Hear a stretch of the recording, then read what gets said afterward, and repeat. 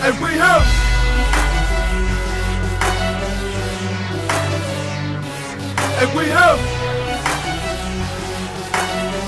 Mr. I Stay Woke. And Mr. I Stay. What's happening? What's happening? What's happening? This is the student master teacher, Mr. I Stay Woke, Chris Monroe, and I'm right back at you with another real estate video. Tonight we got a special treat for you. We have a local real estate investor here in St. Louis going to break down his first creative real estate deal where he actually did a lease option, and he's going to break it all down and show you all the nuggets on how he found the deal, how he made the deal, how he makes money on the deal, all that and more. Make sure if you're here for the first time, you hit that subscribe button, bang the bell, and give it a thumbs up. We love the thumbs up because that's what kind of helps you get the algorithm going right here on the channel. So without further ado, I'm going to bring in my brother from another mother. Let's see who we got here. Mr. John Lewis. What's up, John? Chris, what's up, brother? What's going on, man? So you're a professional real estate investor now, huh? Hey, I guess I'm working toward it, man. Trying to get like you. I'm just trying to stand on shoulders of giants like yourself, man. I know that's right. That's exactly what it is. It's giants out here because, you know, it's people doing all type of things and trying to get in this game. A lot of people come in with wholesaling. A lot of people try to come in with terms and different types of ways of doing real estate. But for the people who may not know, give a little bit of background, how you found out about real estate and what brought you into this world of creative real estate. Sure. Well, with real estate, it's something that we can't escape it. We all are involved in some form or fashion, whether you're giving or receiving. And actually, even if you're receiving, you're still giving because it doesn't have to be a monetary exchange, but you're providing housing. But my introduction was the traditional way, the conventional way, a landlord. That's what I was.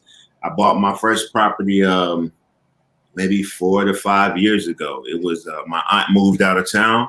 I recognized that I can make some money with her house, and that was the first one that I bought. And then I bought a duplex. You know, I'm a house hack in my duplex, my wife and I, and then I picked up 2 more. And that third one is the one that the dispositions was more creative by selling it out on a lease option. And then the fourth one is also going to be the same, a lease option. And, you know, I talk with you a lot about that one because it was it was on standby because I was like, Chris, I got to get me some more money so I can renovate that bad boy. And then I can make some money off of it. But in the meantime, it was costing me money because I still had to pay for the upkeep on it, you know, lawn care and things like that. Yeah. So you said something that kind of caught my ear a second ago there. You said house hacking. What is that for people who may not know what house hacking is? Oh, yeah. House hacking is very common. You can do it with the single family, but most married couples won't let anyone do it by renting out the rooms. But we have a duplex and we occupy one side of the duplex and we have a tenant on the other side of the duplex. So our mortgage is supplemented, or else if you buy it right, your mortgage can be completely taken care of. So you can rent out that other side any way you want to. I'm actually thinking of, since we're in University City, not far from the Loop, my tenant, whenever I do have turnover, I'm thinking about making it an Airbnb and seeing how that is being so close to the Loop. Yeah, that's the ultimate house hacking right there. That Airbnb and VRBO and all the other people. It's a long list of them, but they all making that bread, man. It's killing the rental game and even probably better than the lease option game. I don't know, maybe, but I know they're making a lot of cash flow on those creative type deals there. So when it comes to this deal here, so you got multiple properties. Is that what you're saying? So you got a lot of houses? I have 4 total. Oh, wow. 2 are conventional and 2 will be creative dispositions. Okay, so when you were so you started out in the game doing that, I'm just gonna go ahead and get a loan from the bank or come up with a bunch of cash and bring cash to the table and do all of this crazy stuff. So you found out there's a whole nother way and a whole nother world out here on the other side, huh? Yeah, I did. And I saw how fast people like yourself and other people who were going at it from more of a creative standpoint and people who really got the knowledge up and went a step further than the conventional route, how fast you were able to scale. And it's like, wait, he's buying 3 or 4, but I'm still saving the down payment for this first one. So I'm like, something isn't adding up. And if I continue this route, I'm gonna need, I'm gonna have to be like a cat. I'm gonna need 9 lives in order to keep up with you. So that's why I'm glad that I was exposed to the creative route, because you can scale so much faster, man. Yeah, You exactly. don't have to do something. Yeah, I agree. And I tell people that all the time. There's 3 ways to get into the real estate game. But people say, I just want to get in. They got to bring some cash to the table. Some people don't have that. Got to have that good credit. Got to have that good 700 plus credit score. Or got to have that knowledge, which is probably, in my opinion, the most important way to get in, or the best way to get in. Because you can have the credit and the cash and lose all of that because you don't know what you're doing. So that specialized knowledge makes all the difference. Wouldn't you agree? I agree, man. Like, most of the guys that we read about, matter of fact, they have lost their riches or their wealth once or twice, and they were able to bounce back because they did have the knowledge, and they didn't just rely just on the cash or the credit. So I'll take the knowledge any day, because you can bounce back from any situation. And we know in real estate it's going to be ups and downs. And once you have the knowledge, you actually capitalize on both, but you can really go to town on the downs. That's right. That's right. It's a whole wide world out here of things here. So this particular property here, so you already had this property. How did you acquire the property that you sold on the lease option? I acquired this property. It was a voicemail drop, REI. So we'll do the drops, and then if we didn't get a response or we weren't able to hear back, we'll actually call. So this was one that I didn't hear back, so I called the seller up, and we talked, and he told me his price, and I shot my offer, and my offer was rejected, big time. You got rejected.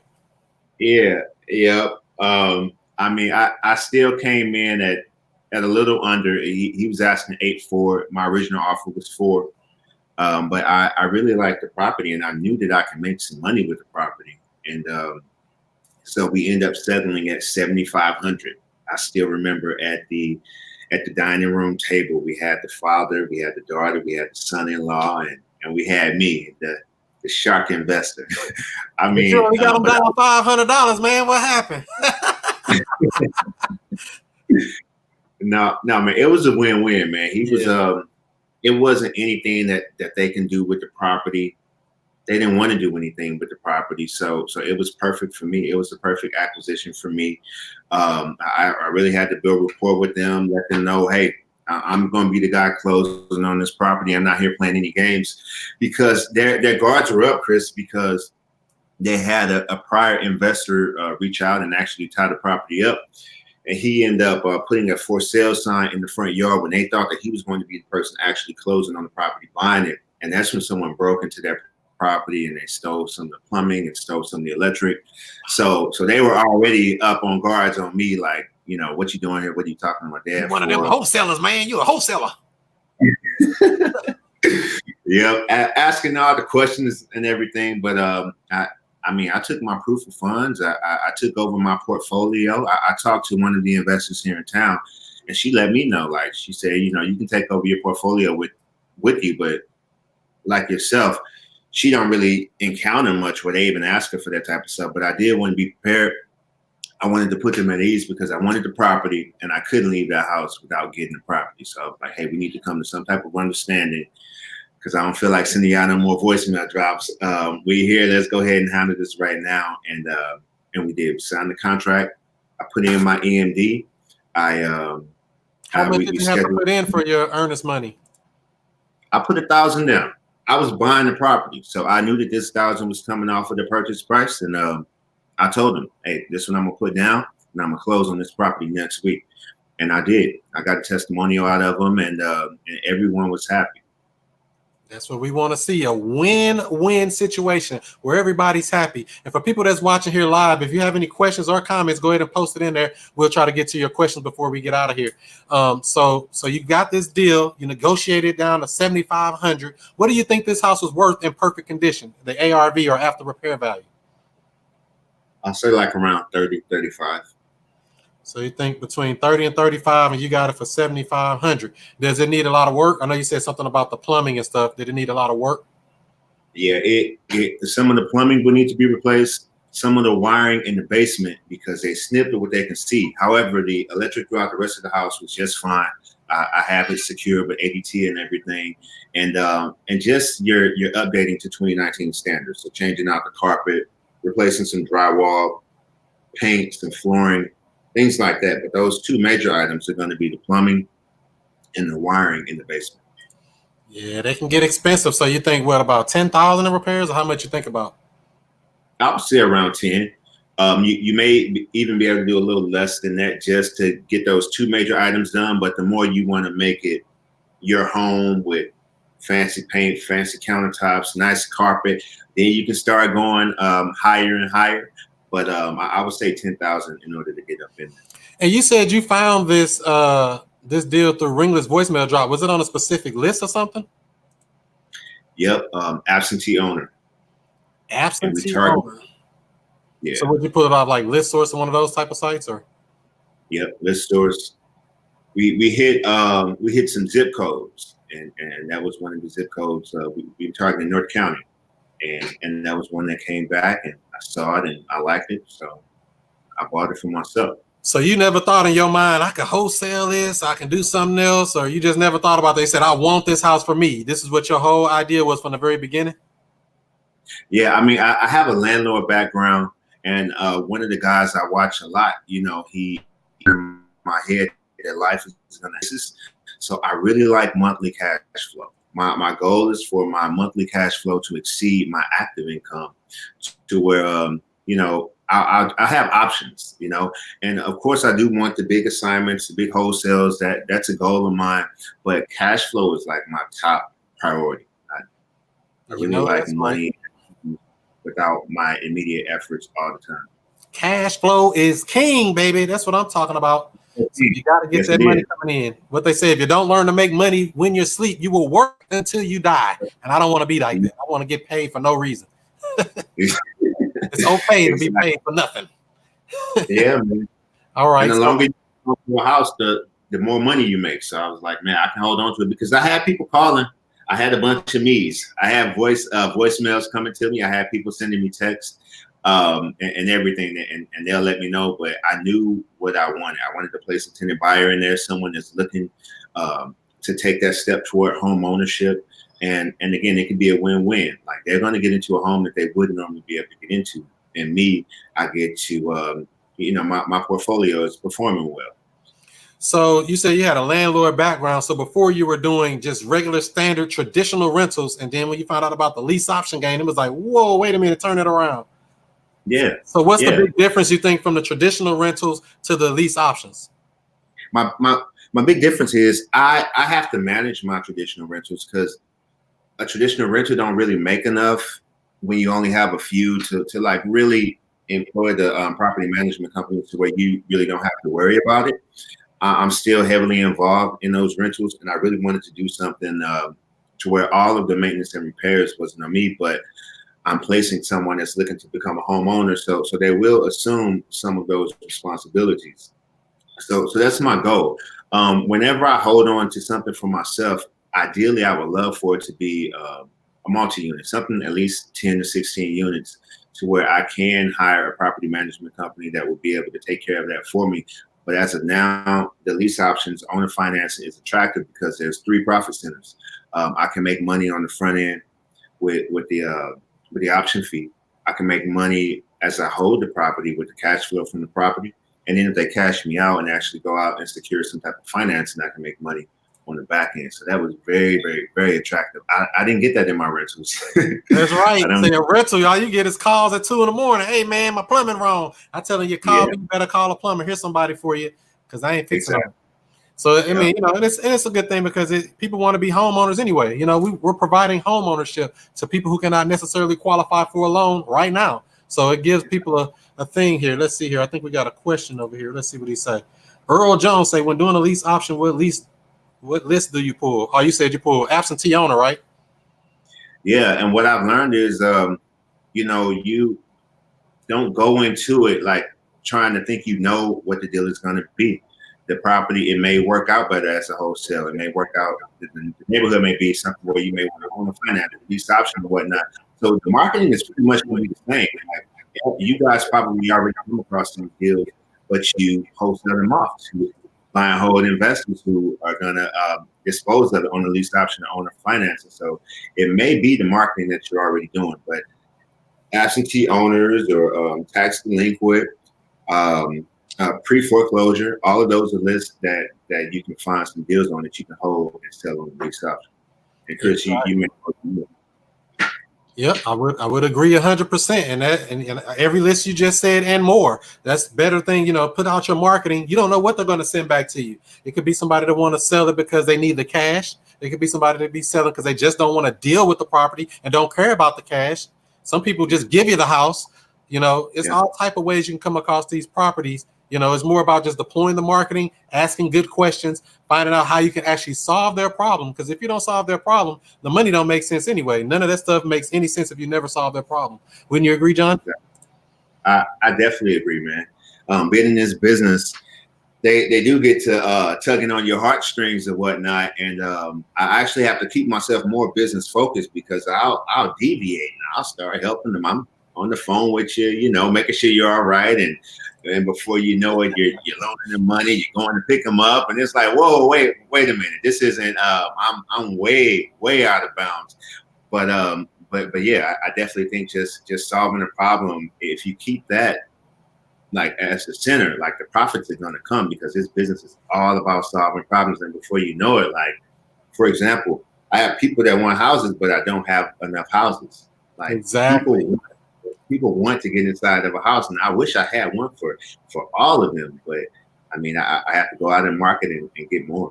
And that's the big booger that people don't realize. When it comes to these terms deals or these creative rent-to-own type deals, the demand is 100 times bigger than the supply. There's more people that want these houses that have money that just can't qualify for a loan, but they need somewhere to live, just like you and I.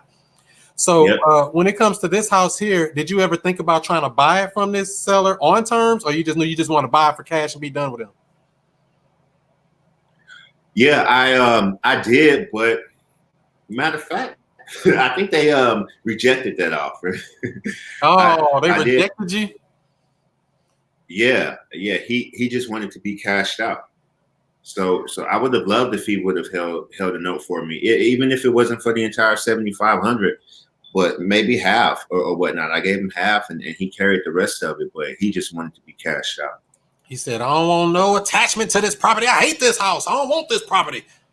Yeah, man. But that's my goal. Like right now, I don't want to have to come out of pocket for all of the properties that I get, because again, and that's going to slow me down on the acquisition side.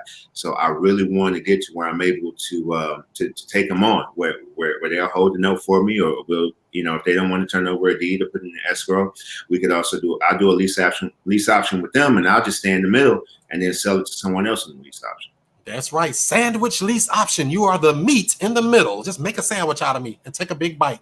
So I understand that. So there's a lot of ways you can do these deals. And so for this particular deal here, so you bought it for $7,500 and so cashed it out. What did the closing costs run you about?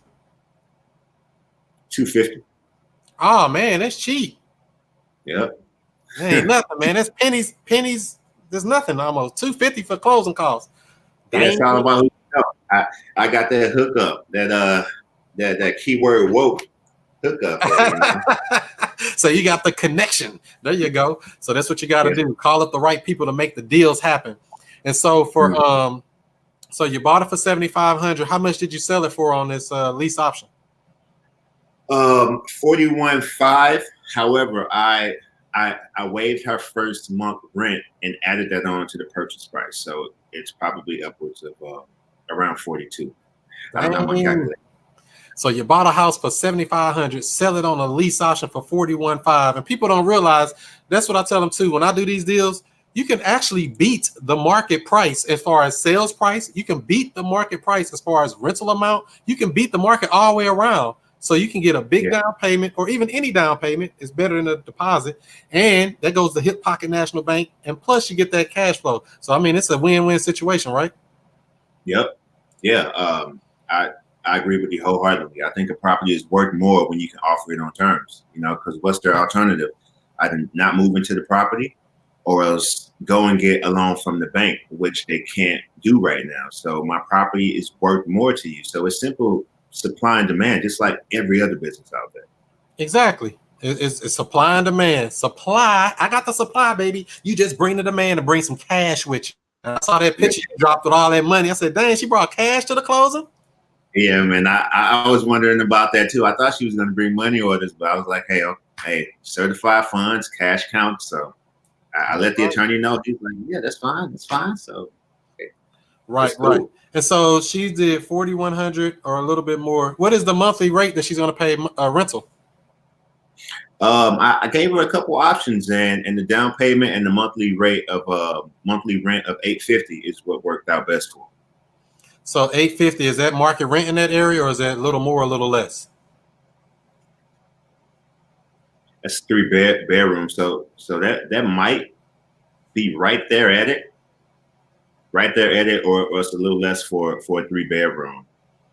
And then how much did she put for as a down payment? $2,500. So $2,500. So you almost got your money back off the deal. You only what, $5,000 in the hole? Mm-hmm. And you can get that back in what, 7 months, 6 months? What's that? 850 times 6 or 7? I don't know. Yeah. We're in September, October, November, December. Yeah, so we got three more months to go. I'll definitely have it back in less than a year. So by the time January, February come, you completely out of the deal, and you're on that thing called an infinite return, just money coming in for no reason. Yep, and I don't have no problem with that. And then what kind of term did you give her? Did she get 2 years, 3 years? How did you work that part out? No, we just did 18 months. We did a little over 12 months. I decided to give her 18 months in order to work on getting herself bankable to where she can secure financing. And who knows, maybe after 18 months, if she's not all the way there yet, then we can discuss a renewal of the lease, because she really likes the property. She really wants to own it. She wants to have something. And Chris, if you think about it, man, a lot of time when they reach out, they have legacy building on their mind, because a lot of people say, oh man, I just want something to pass on to my kids. I just want something to have in my family or whatnot. But they may not have that mindset coupled with the correct mentorship or guidance or education. So I think if they can really marry the two, man, you'll be interviewing them as well. So I'm helping her build her family legacy. So it's something that I can take pride in. That's right. Build it up, because buy land ain't making no more. I know that's right. And so when it comes to the, how did you even find a tenant buyer to begin with? I didn't even ask you that. How did you locate her? What did you do to attract a tenant buyer? So my marketing for the lease options was Facebook Marketplace, street signs, bank signs, Craigslist, Zillow, and that's about it. Just word of mouth. And she contacted me off of Facebook Marketplace. Facebook Marketplace, my favorite. I think I closed 3 or 4 off of that thing off Facebook. So when these people called you, were you getting bombarded with calls? What kind of calls were you getting? Were you taking the calls yourself, sending it to a voicemail? What were you doing when they called you? Well, Chris, I was in I've had 2 episodes of trying to dispose of this property. And one was before I got some coaching, and it was sort of just no system at all or whatnot. And then on me, like I wasn't putting my full, effort into, taking care of the disposition of this property. Second time, I got some coaching. I was able to put some systems in place, which made it a lot easier. I sent all of the calls to voicemail. And I have a call rail system. That's the number that I use on any of my marketing. And then once they leave a voicemail, I can call them back and figure out what's going on. Really, I want to know how much you have down. What's the monthly amount that you can afford. And then from there, we can discuss you going to see the property and then filling out an application and hopefully getting you in the property.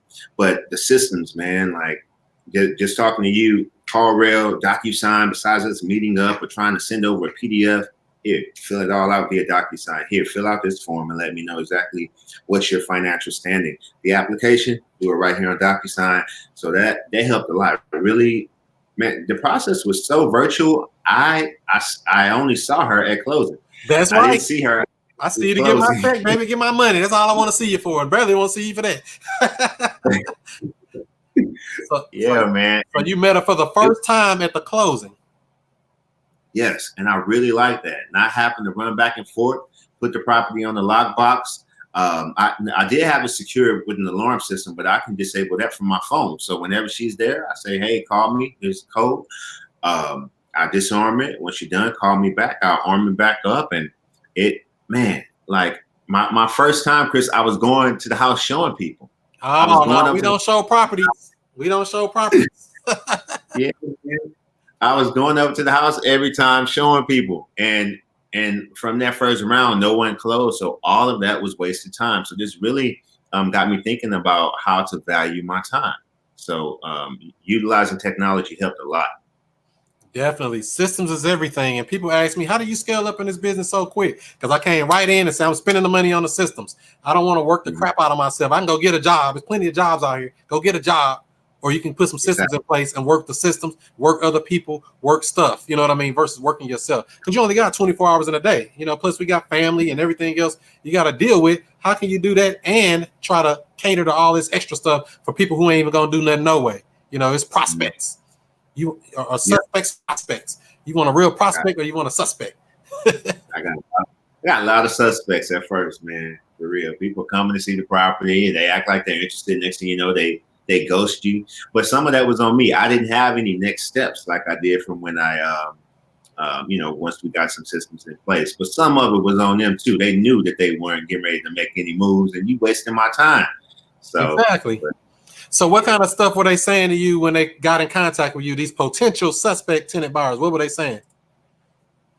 I mean, all of the right things that they're looking for a place. They're interested in the property. They would love to come see it first, and yeah, they need somewhere to live now. When someone is too anxious, that puts up a red flag for me. Like when you got to get in there right now, I'm wondering what's going on.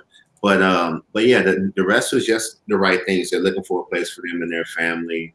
They saw the property online. I grew up in this neighborhood. I know this house. That's the corner house. I knew the previous owner. This would be perfect for me and my kids. It got a big backyard. Oh, you got a garage, a huge lot.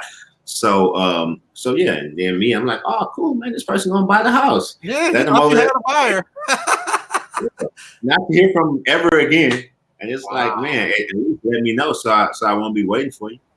So they did all that. I love the house. I love the backyard. I love the paint. I love the carpet. I love everything. And when y'all get said and done, how much you got to put towards this down payment? I ain't got nothing. Mm-hmm. I got $500. Somebody told me $500 a day. Will you believe that? 500. I said 500. I'm moving to that bad boy myself. I wouldn't put you exactly. It cost me more than that to get you out of there if you don't act right. Yeah, and that's one thing. Like after learning about it, I really want someone who's looking to become a homeowner. And one of the first steps of becoming a homeowner, outside of investors who know how to acquire with numerous ways, is saving up for your down payment. So if you don't have the discipline to start to save, then that's like, no, I can't have you. Like there are plenty of landlords out there that are looking for a renter.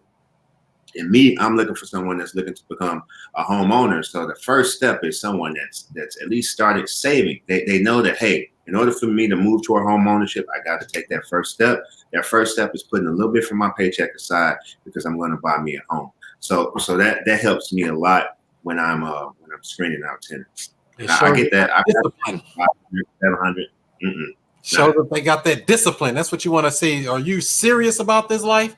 That's right. That's right. So let's see here. We got Robert Smith asking, what did you use to lock and unlock the property? I had the property on the lockbox, which contained the actual key to the front door. And after that lockbox, I had an ADT security system. So they'll call me up. I'll give them the code to the lockbox. Don't text them the code. Why Don't not? give them the code because you never know, man. Like for real, you can tell them that, hey, the neighbor has the key or something. They don't need to know what's going on. Call me once you get there.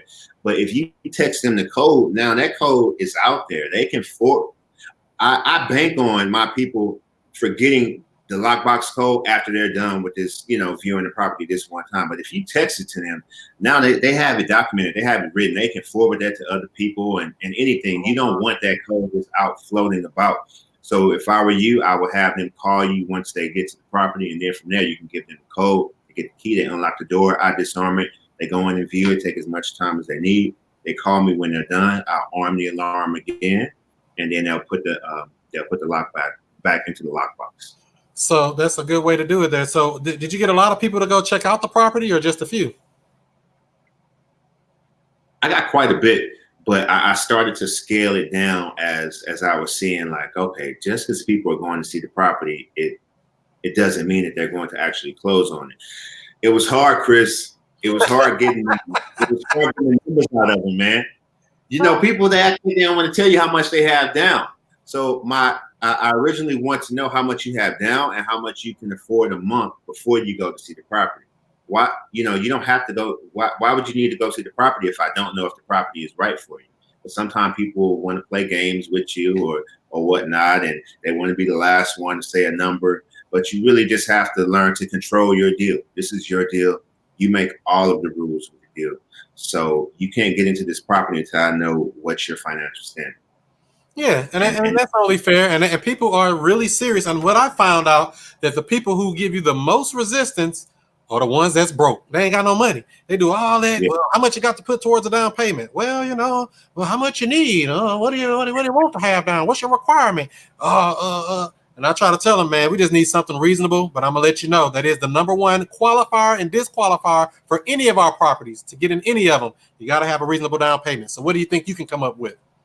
I asked them that question, and without them giving me an answer, we're not moving forward. Yep. I adopted that, and that really helped me with narrowing it down as well. So that script that you provided was great, man. Yeah, definitely. So yeah, it makes a big difference when you start looking and say, well, how are we gonna make this deal happen? You got to figure out a way to solve the problem, because problems are going to come up one way or another. And so when you have a good system that keeps you honest, to keep you on focus, because you see they're gonna take you all the way off into la la land. These people all about taking you all the way off into some place like, I ain't trying to go out there. I'm trying to stay focused on this, and they just sent you off about this. So I thought it was a rental. Now you seen my sign said rent to own. Why you playing with me, man? Exactly. I got a lot of those too, man.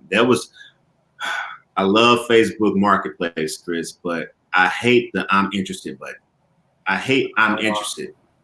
And I'm like, give me a little more to work with. I get so many of those from people, and then I respond back and I never hear from them, or they're like, oh, it was an accident. That button gets on my nerves. But when someone actually reaches out, say, hey, I saw your property, I like the property, but I got to do to get into the property. And I also like lead with what qualifies you to be in the property. Don't lead with your horror stories and scare me away from you. I don't want to know what makes you disqualified. People are telling me a bunch of negative stories. I say, think of it as a job interview. There's a certain etiquette that you're supposed to have when you go into a job interview. You don't walk in there telling your potential supervisor, like, oh yeah, my son just got arrested, or our house just did this, and I'm trying to get away. I need something ASAP. How fast? Is looking for discounts and negotiations right off of the bat. I'm like, no, that's the tell me, like, what makes you qualified to get into the house? How can I trust that you'll make payments every month? So it was a learning experience for me. Yeah, I agree. I've heard every story. My husband got killed. My son did this. My daughter did that. Woo, woo, woo. I'm like, man, you telling me stuff made me run the hell away from you. I don't want you nowhere near me. You janky. Keep your janky self away from me. So that's how they do. I'm like, don't tell me. I don't want to know all them stories. Give me something good. What's the positives? Yes, I pay on time. I've been working at the same job for 10 years. They're my supervisor. They love me over there, and I ain't never leaving. And I'm like, all right, you pay your bills. Let's see what you got. Exactly. Get them up in there. Exactly. Makes a lot of sense. Let's see. I think I got another question over here. Let's see here. It's what marketing strategy did you use to get tenant buyer leads? Oh, you already answered that, I think. You said Facebook, Craigslist. bandit signs. Bandit signs work good. You put them signs up, rent to own home, no They bank do. with an arrow and a phone number, phone blow up off the chain. They do, man. Hey, Chris, the first time I tried to move it, because the first time I was moving to owner financing, right?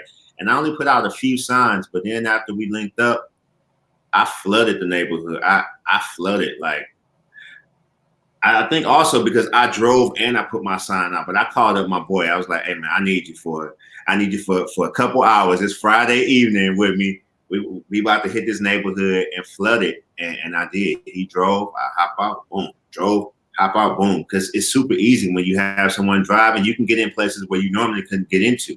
You know, Exactly. hop out, boom, park over there, I go meet you over there.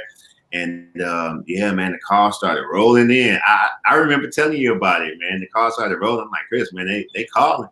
And yeah, it worked very, very well. Those bandit signs and Facebook is probably my favorite forms of marketing for tenant buyers. Yep, I agree. So I mean, I'm pretty serious with the marketing when I do it. Facebook, Craigslist, OfferUp, Let Go, all of the sites. Bandit signs, there's no excuse. And then I even keep all the people that have contacted me in the past. I even send them a text message when I get a new property. So even if it ain't in the area they want, they get a message anyway. Open house or new property, rent to own, whoop, whoop, whoop, whoop. They click the link and see what the property look like.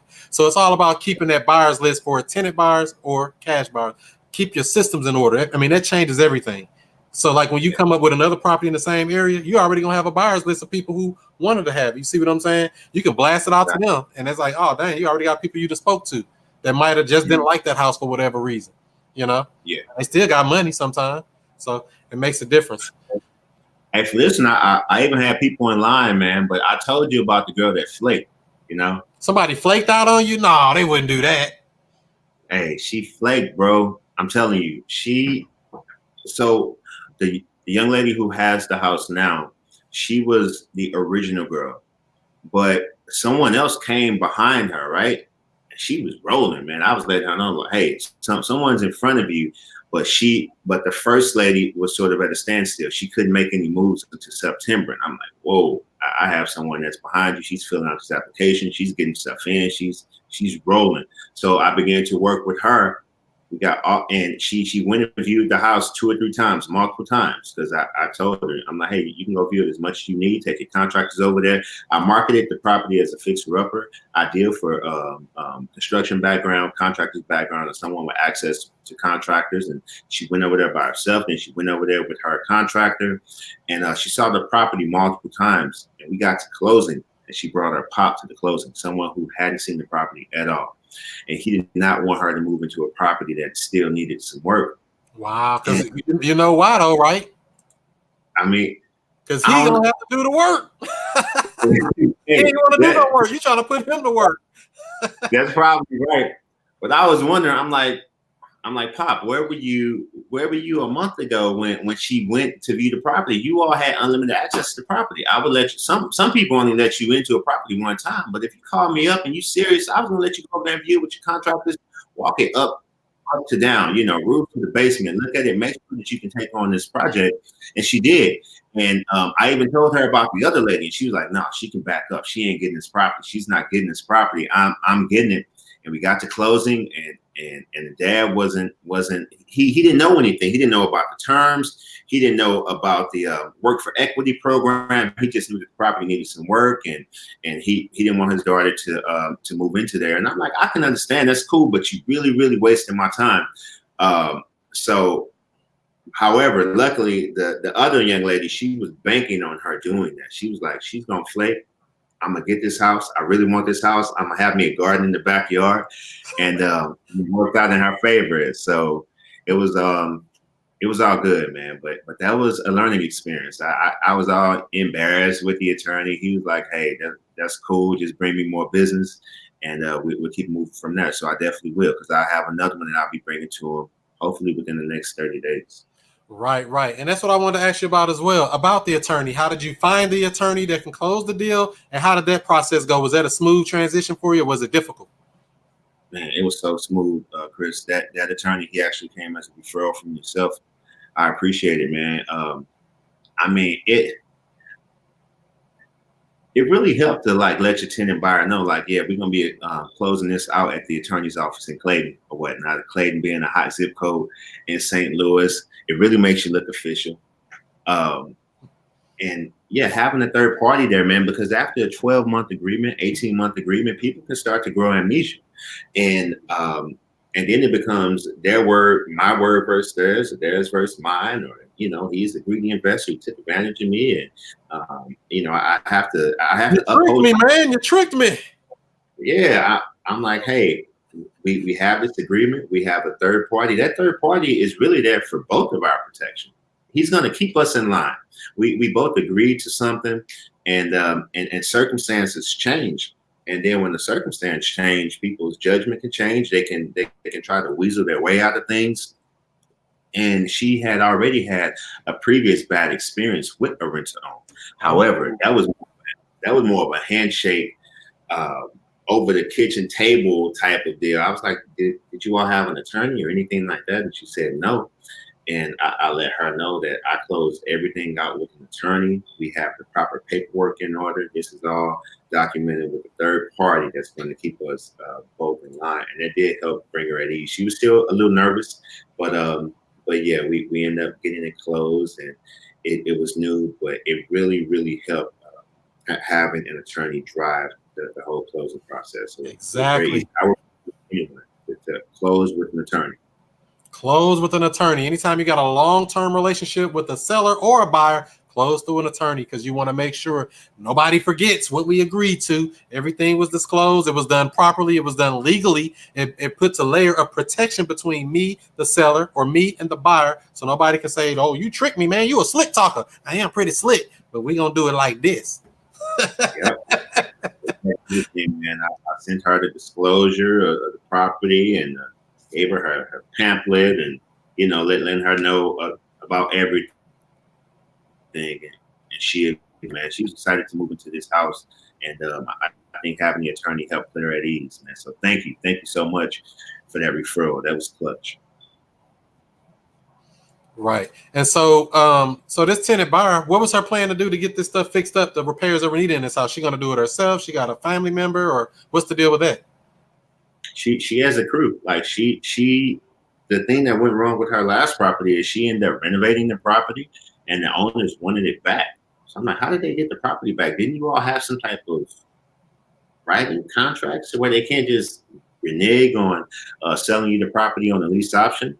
And she said, like, that their stuff wasn't tight. It was room to where they could get out of it. So that's why she was nervous. But she has a crew that can go in there and do the work. Like I said, the plumbing and the wiring in the basement are the two major things. The rest is going to be cosmetic and just updating it to 2019 standards. Right. So we're about to learn from her mistake. Do not fix on houses you do not own, because that's a bad business right there. You don't own the house. Do not be fixing on it, spending money on, I'm going to fix this up. You don't own it. Do not fix up on the house you do not own. Very important. I agree. So that's that's very important there. So let's see here. I think we got mostly everything. I had another question over here in the comments. Let's see here. And if y'all haven't liked this video, if you found any value in this video, make sure to like it. Like I said, hit that bell to subscribe to the channel. Let's see here. We got a long question here. Earl Jones says, are you guys pulling low to high equity absentee lists? Them using what strategy? I guess then using what strategy you see fits, or are you pulling low equity lists and focusing on prettier houses when deals with creative strategies? What do you do on something like that, John? Well, this one in particular was just an absentee owner. That was the only filter. But when you're acquiring something creative, the cool thing about it is you can make it work, whether it's low equity or high equity. So for me, I could make a creative deal work out of either one of those lists, So, but typically the more equity you have in the property, the better. But he should be able to do something creative, willing that the seller is reasonable with either one of those lists. Makes sense. Makes sense. So yeah, that works. And so that's the biggest thing, man. You gotta know. That's why it's called creative real estate. You create something. You're creating something from nothing. Like you said, this house was worth 35,000, sold it for 41 plus. You know, you can't do that on the market. You can't put it on the MLS and do that. You can't sell it on a wholesale deal and do that because there ain't nobody gonna pay nothing for it. Wholesale, they want to beat you down on price. You know, you ain't got nothing coming there. So I mean, terms is king. See, people say cash is king in real estate. I say no, terms is king because you can do things that can just change everything. No money down deals, all type of stuff. I just got an email back from somebody accepting my offer on another no money down deal, and I'm getting the house with equity in it, and I ain't got nothing in it. I'm just gonna sell it real easy. Nice, nice. Have you already figured out your exit strategy or how you're going to dispose of that one? Yep. Getting the cash? My favorite one, rent to own. I mean, it don't even have to be that. See, that's the thing. I give them options. If somebody, I mean, I'm finna get this house for little or nothing. You want to know how low it is? It's gonna make you fall out your seat. Yeah, I do want to know for real. 4,600 on terms. So that's how we're gonna get that deal, and no money down. We're gonna put it on terms. Take like a year or something to pay it off. Probably pay it off early, but it depends. I'll get somebody in there. They can give me 2,000, 3,000. I don't care what they give me down. Hopefully the whole 4,000 or something down. I'll be having $0 in the deal, and I'm gonna move it on right just like that. So that's why I say, you know, terms is creative. I can do a rent to own with that, with a little down payment. I can do just straight finance. I can put a wrap note on it, and I can finance. I can just be the bank. You know, this is riskier that way. I don't usually say to do it that way because I relinquish ownership, and I don't want to do that. With the lease option, I have the protection of still owning the house. I still own the house for all intents and purposes, but on a seller financing note, I don't own the house anymore. I just own paper, just like the bank. People say banks own houses. Banks don't own houses.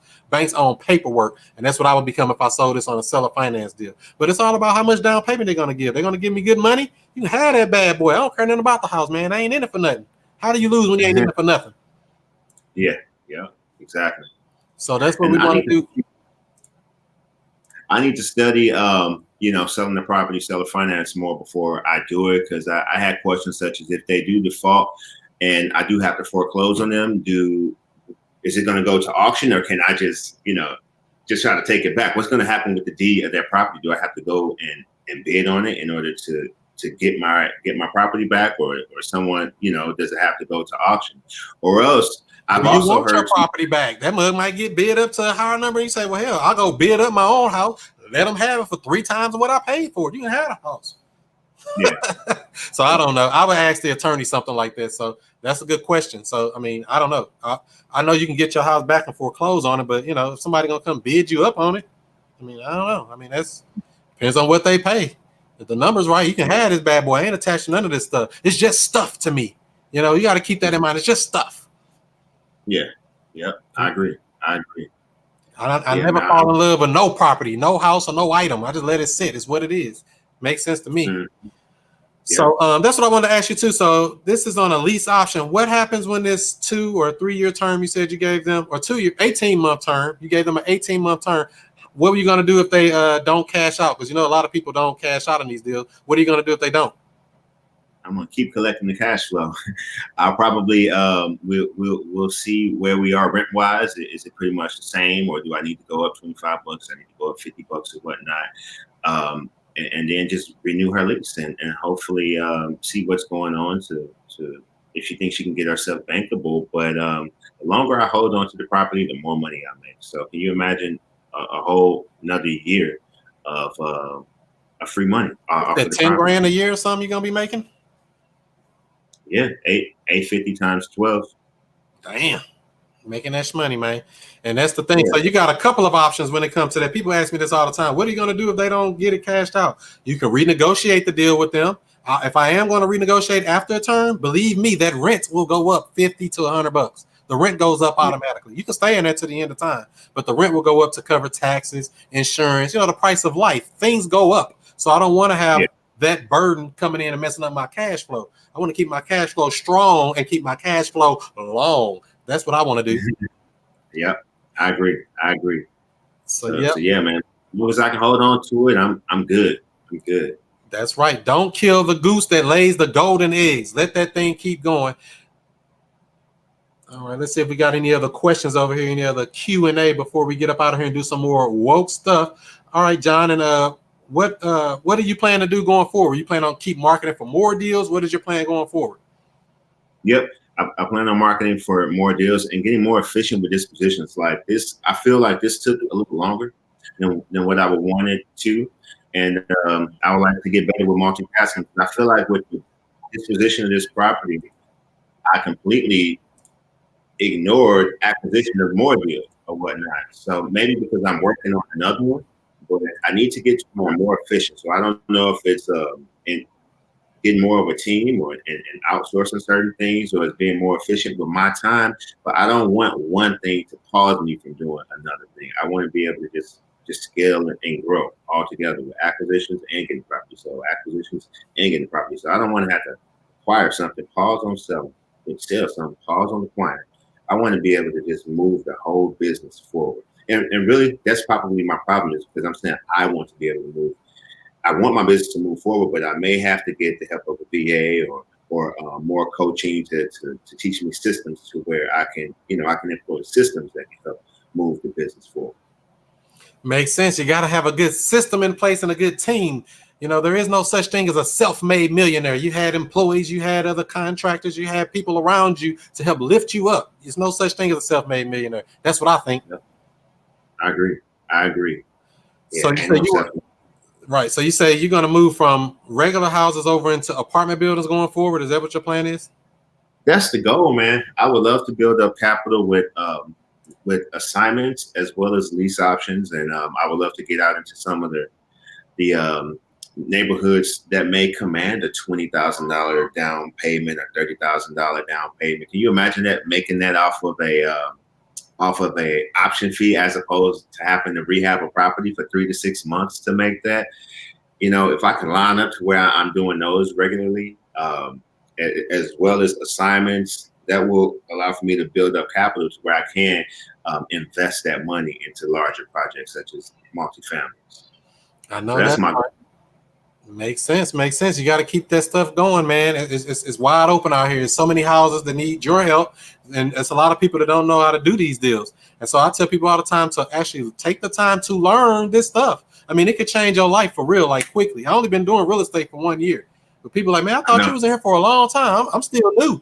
You know, I've done some deals, but, you know, I made a lot of mistakes, a lot of problems, but we're not worried about that. We're going to keep pushing forward, keep learning every day, and try to make some more pay. Yeah. So I guess this is your IG right here, right? Is this your Instagram? I am John Liu. Yeah, man. You know, I had to plug myself, man. Had to plug. So how do people connect with you other than that then? How do they connect with you? They got Instagram. Is there any other ways you want people to connect with you if they want to reach out to you outside of this forum here? Yeah, sure. On Instagram, there's a link to my YouTube page. So my goal is to drop a video every week pertaining to real estate or business or lifestyle. With my lifestyle is pretty much me and my family, my wife and my 2 boys. But those are my 2 most active social media outlets. So YouTube and Instagram. YouTube and the IG. Ain't nothing wrong with that. That's where you want to be. So other than that, did you have anything else you want to say before I let you go, John? No, man, Chris, it really would just have to be thank you. Like I said, after linking up with you, that helped move that property a lot faster. It helped rise that property from the dead because it was just sitting there waiting for me to finish another project. And then I was going to start on this project in order to just turn it into a traditional rental. It was going to just be a regular Section 8 rental. But yeah, you suggested a strategy and it worked. Like here I am. We've closed it out. I still remember talking to you about it on the phone before I started coaching with you. I would just hit you up on the book, like, hey man, I'm going through this, that. I'm like, man, let me get serious. I want to close this thing out. I want to be able to reach out to him when I need to and learn some of the steps that he implemented, and it worked. I saw someone like move through this business. So I'm like, at the very least, I'm gonna go grab his coattail because he knows what he's doing. I haven't seen anyone scale as fast. Maybe I haven't been in the business as long, but someone come in fresh and scale as fast as you did. 100% 100K club or whatnot. So I'm like, let me latch on to him. I've been in the business longer than he has, but he's learned something that I haven't been able to grasp onto yet. So I need to figure out what's going on. And I don't mind paying people for their knowledge, for their services. I don't mind, like, I feel like, man, if you learn how to make other people rich, you're gonna end up being rich. And you can make someone rich without giving them money. If you learn how to solve problems, if you learn how to pay for what you want, go after what you want, that's gonna come back on you. So I'll just end with it. Thank you. Oh yeah, no problem. I mean, I and that's what the thing is. You know, people ask me all the time, "How do you do this? How do you do that?" I mean, we got a whole free Facebook group, Woke Real Estate Investors on Facebook. I got the contracts, cool gear, and coaching at wokerealestate.com. I tell people, get all the free stuff. I mean, if you get all the free stuff and the basics down, then come get some coaching or do some extra stuff. Don't just jump in and say, I want a mentor, I want this. Man, you got to learn the basics. And if you want to pay for basics, you're doing some crazy stuff. All the information is right here on YouTube University. Why not just go learn it right there like I did? That's where I learned it at.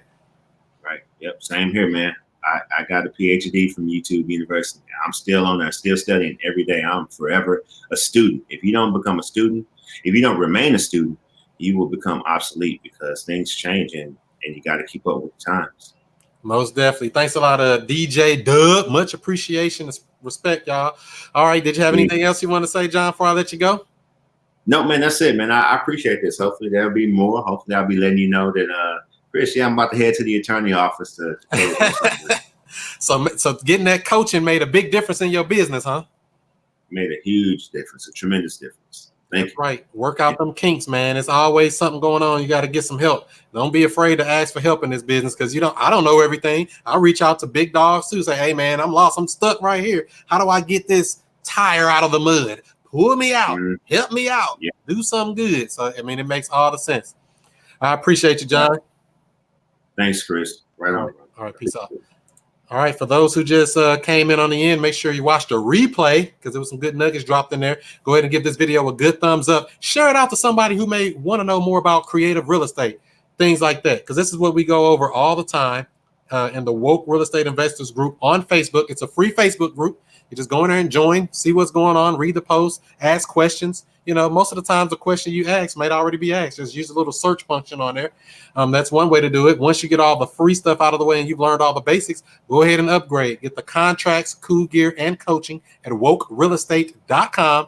That's got everything you need, you know, all the paperwork, all the stuff, how to deal with it. And we do weekly coaching calls and things like that to try to help you work and navigate through deals as you come across problems, because you are going to come across problems no matter what. When you're in this business, you're going to come across some problems. You're going to say, hey, I need some help. Either get in one of these groups and ask, get somebody on the phone and ask, say, hey, can you help me talk to this seller, close a deal? I've helped people talk on the phone with people, everything. So, you know, it's just all about what the deal brings. We want to help out as many people as possible. So I want to say thanks, everybody, for joining in. And I'm about to get up out of here and do some more woke stuff.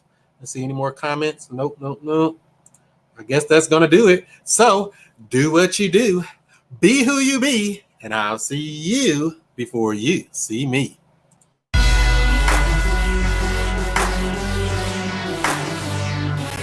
And we have